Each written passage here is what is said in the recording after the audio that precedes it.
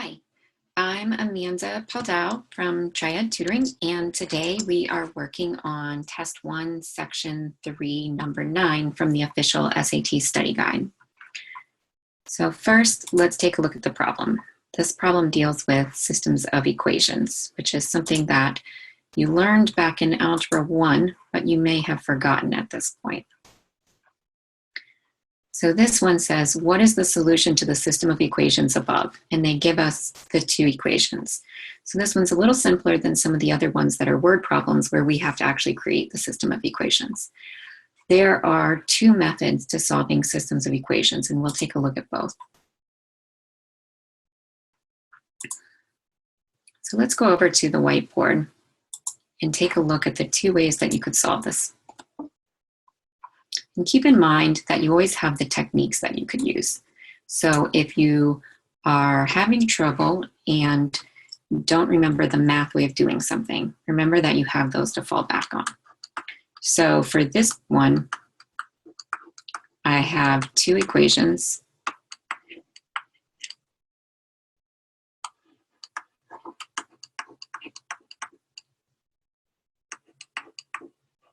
And they give me answer choices that are the X, Y values.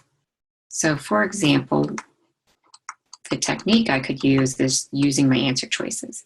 I could plug these into the equation, right? So for example, on A, I could say my Y is -2 and my X is -5.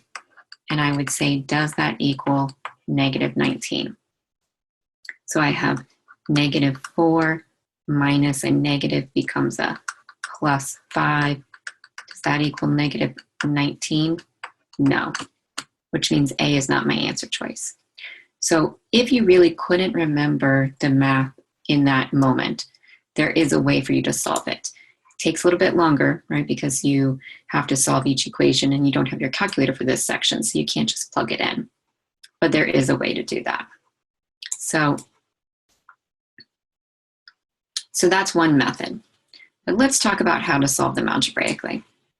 So when we're looking at solving them algebraically, there's two different methods. There's substitution and there's elimination. First, let's talk about substitution. The goal with systems of equations is to get one variable, right? Because we can't solve an equation that has two variables in it. So with substitution, we want to get one equation to have one of the variables by itself. So for this one, I'm going to get X by itself. And the reason I'm choosing that one is because it's the easiest one because it doesn't have a coefficient. It doesn't have a number in front of it. So that's going to be a really easy one for me to get by itself.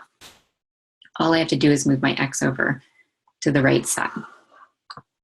So now I'm left with 2y equals -19 plus X. And remember, I want X by itself. So let's get rid of the 19. I'm going to do that by adding it. And remember, anything you do to one side, you always have to do to the other.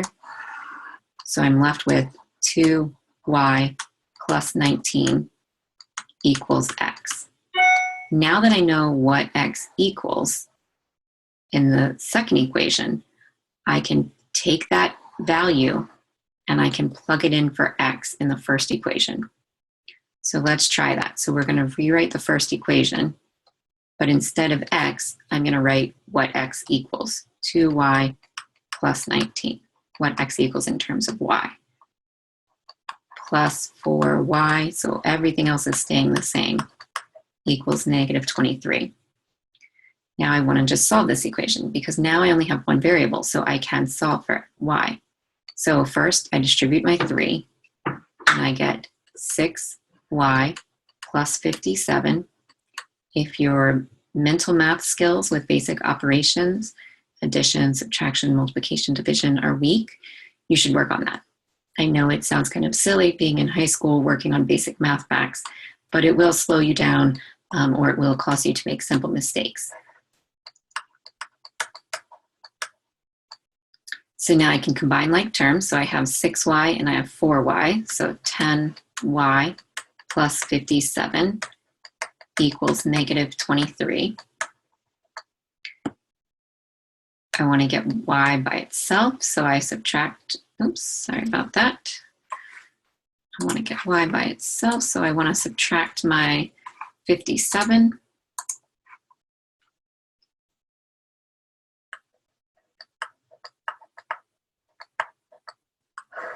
So I'm left with 10y equals negative 80. Divide by 10. So again, we're trying to get y by itself. So y equals negative 8.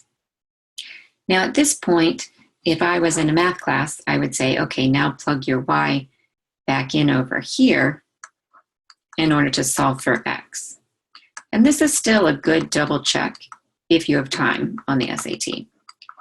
So I solve for this. 2 times negative 8 is negative 16 plus 19 is positive 3. And my solution set is 3, negative 8. However, because I'm on a timed test, I want to find the answer as quickly as I can. So for me, I would say instead of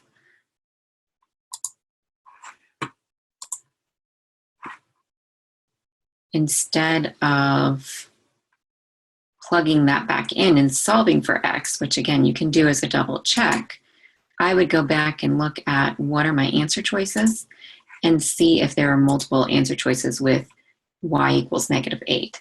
And there are not. The only answer choice that has y equals negative 8 is B. So I would know that that was the answer even if I didn't solve for x. So that's just a nice double check.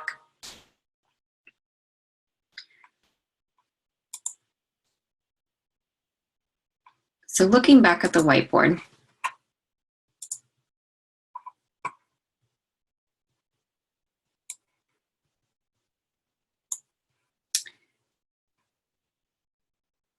let's go back to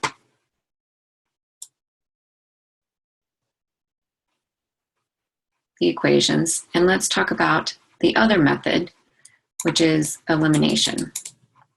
Okay, I'm going to erase all this.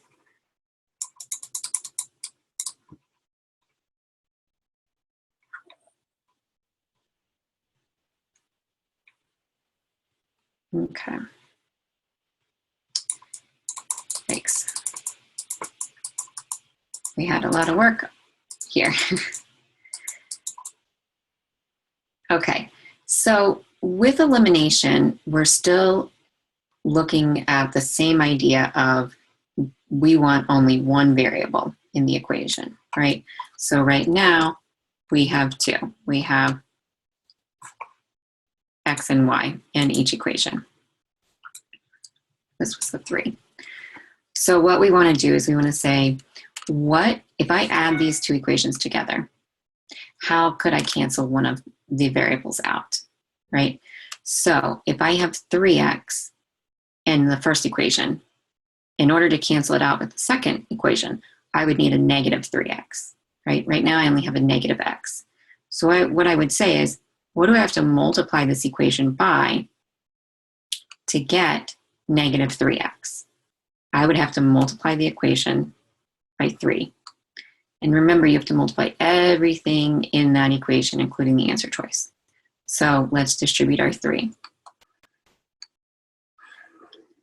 So I've got 3 times 2y is 6y. 3 times negative x is negative 3x. And 3 times negative 19 is negative 57. So now, looking at the first equation, what I want to do is I want to line up the x's and y's right underneath of it. So I'm going to rearrange that equation, and I'm going to say 4y plus 3x equals negative 23. And now I can add my two equations together. And the reason this is called elimination is because one of them should be eliminated, right? The negative 3x and positive 3x cancel each other out.